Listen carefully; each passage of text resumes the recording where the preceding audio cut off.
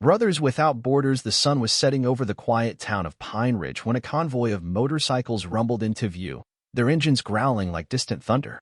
The riders, clad in black leather and patched vests, moved as one, brothers bound not by blood, but by loyalty. Their leader, a burly man with a long gray beard known only as Tank, glanced in his rearview mirror at the rest of his club, the Iron Titans. They weren't just any motorcycle club. Many of them were veterans, former soldiers who had once carried rifles instead of handlebars. Today, however, they weren't here for themselves. They were here for other brothers in arms. Their destination was Evergreen Veterans Rehabilitation Center, a facility tucked away on the outskirts of town. It housed Marines who had returned from war carrying scars, some on their bodies, others deep in their souls. A war beyond the battlefield. Inside the rehab center, Sergeant Jake Ghost Lawson sat on the edge of his bed, staring at the prosthetic leg standing beside him. Just a year ago, he had been leading his squad through the mountains of Afghanistan. Now, he was struggling to find the will to even step outside his room. Across the hall, Corporal David Hammer Carter gritted his teeth as he tried to lift a dumbbell with his weakened arm. The IED explosion had taken more than just his strength, it had stolen his confidence. Most of the Marines at Evergreen felt forgotten, once warriors, now just broken men trying to find purpose in a world that had moved on without them. But that was about to change. The arrival of the Iron Titans, the roar of motorcycles outside the rehab center, caught everyone's attention. Some of the younger Marines peeked out the windows, curiosity momentarily replacing their usual numb expressions. "Who the hell are they?" muttered Hammer, wiping sweat from his brow. Ghost, still sitting on his bed, didn't bother to look. Probably some charity group. "They'll take pictures, shake hands, and leave." But then, the doors opened, and Tank walked in. Standing beside him were nearly 20 bikers, each of them grizzled, scarred, and unapologetically tough. Some had missing fingers, others bore tattoos that hinted at past battles, both on foreign soil and in life. But the look in their eyes was something Ghost recognized instantly. These men weren't here for pity. They were here as brothers. The connection. For the first few minutes, the room was silent. The Marines watched the bikers warily, expecting the usual, "Thank you for your service" speech. But instead, Tank simply pulled up a chair and looked Ghost in the eyes. "You got that look, brother," he said gruffly. "What look?" Ghost asked, raising an eyebrow. "The one that says you don't know where the hell you belong anymore." Ghost said nothing. Tank leaned back. "I had that look too. Came back from Iraq. Felt like the world forgot about me. Thought my fight was over. But you know what? The fight ain't over, it just changed." One of the bikers, Reaper, rolled up his sleeve to reveal a long, jagged scar. "Lost my arm in '07. Thought I was done. Then I found these guys." He gestured to the club. "Now, I got a new mission, making sure my brothers don't fight their demons alone."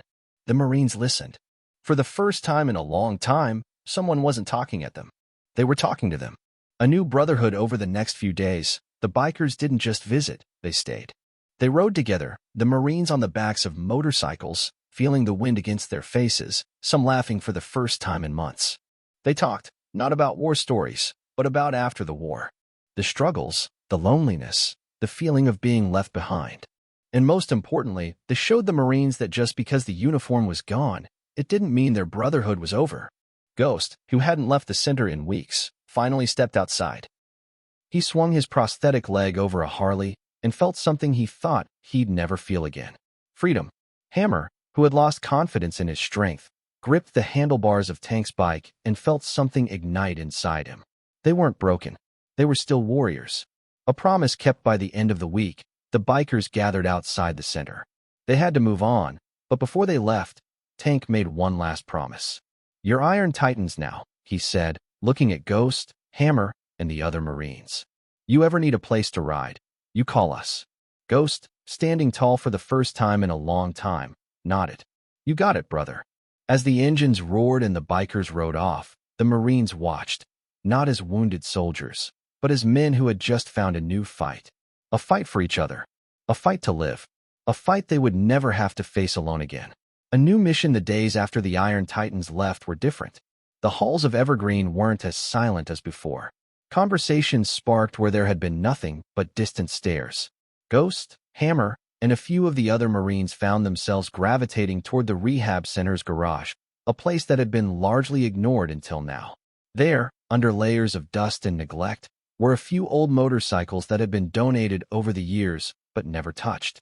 Ghost wiped his hand over the seat of a vintage Harley and smirked.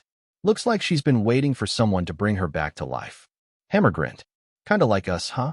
And so, with a newfound sense of purpose, they began working on the bikes. Wheels on the road, chains off the sole. At first, it was just a hobby, an excuse to keep their hands busy and their minds occupied. But soon, it became something more. The sound of laughter filled the garage as they fixed up the bikes, trading jokes and stories, pushing each other to keep going. When they weren't working, they were riding. What started as a small group grew fast. Word spread around the center, and soon, more Marines wanted in. Some of them were missing limbs, others struggled with PTSD, but none of that mattered when they were on the road. For the first time since their deployments, they felt alive. They weren't just Marines anymore. They were riders. The return of the Iron Titans. A month later, on a crisp morning, the sound of engines echoed in the distance. The Iron Titans were back. Ghost and Hammer were waiting for them, their own motorcycles lined up in the parking lot. But they weren't alone. Behind them stood a dozen other Marines, each straddling a newly restored bike. Tank pulled up first, shutting off his engine and taking a long look at the group before him. A slow smile spread across his face. "Well, damn," he muttered, stepping off his bike. "Looks like we ain't the only club in town anymore." Ghost grinned. "We figured if you old guys could do it, so could we." Tank laughed, clapping Ghost on the back. "You figured right." The two groups merged seamlessly. The Iron Titans took the Marines under their wing, teaching them not just about motorcycles, but about life after war. How to navigate civilian life. How to find work. How to fight the battles in their minds just as fiercely as they fought on the battlefield. But most importantly, how to never let a brother ride alone. The birth of a new legacy. Months passed, and something incredible happened. The group of former Marines grew large enough to become an official chapter under the Iron Titans banner. They called themselves the Valkyries, named after the warriors who carried the fallen to Valhalla. But this club wasn't just about riding. They started visiting VA hospitals, reaching out to other veterans who felt lost, just as they had been. They rode to honor their fallen brothers. They rode to remind themselves that they were still warriors. They rode to live. One last ride. 1 year after that first meeting, Tank, Ghost, Hammer, and the rest of the Iron Titans and Valkyries gathered for a memorial ride. They rode in honor of the brothers and sisters they had lost, not just in war, but to the battles that followed them home. As they rode down the highway, thunder roared from their engines, echoing into the sky. It was a promise that no Marine, no veteran, no brother or sister would ever be forgotten again. Because now, they had each other, and they would ride forever. The sun was setting, casting golden light over the long highway as the roar of engines filled the air. Ghost, Hammer, Tank, and the rest of the Iron Titans and Valkyries rode in perfect formation, their headlights glowing like torches against the fading light. This wasn't just any ride. This was the ride. They were on their way to honor one of their own. A brother's farewell. A week earlier, Tank had gotten a call that no one wanted to receive. One of their brothers, Reaper, had lost his battle, not on the battlefield, but in the silent war that followed him home. Ghost clenched the handlebars of his bike, the memory still raw. He had talked to Reaper just days before. He seemed fine, laughing, riding, even making plans for the next long-distance trip. But sometimes, the strongest warriors fought their demons alone. And sometimes, they lost. So today, they rode for him. The final stop. The procession of bikes pulled into a clearing deep in the woods, a place where Reaper had always found peace. A flag-draped rock stood at the center, a makeshift memorial where they gathered. Tank stepped forward, pulling a small item from his pocket, a worn military patch from Reaper's old unit. He knelt and placed it on the rock. "He was one of us," Tank said, his voice steady but thick with emotion. "And he always will be." Each member took a moment to place something personal, a pair of old dog tags, a bullet casing, even a wrench from Reaper's bike. Ghost stepped forward last, removing Reaper's vest, the one patched with the Iron Titans emblem. He draped it over the rock and whispered, "Ride free, brother." The ride home. As they rode back, something felt different. It wasn't just grief. It was a promise. A promise to look out for each other. A promise to never let another brother or sister fight alone. A promise to keep riding, not just for themselves, but for the ones who couldn't. The sun had completely set now, but the road ahead was clear.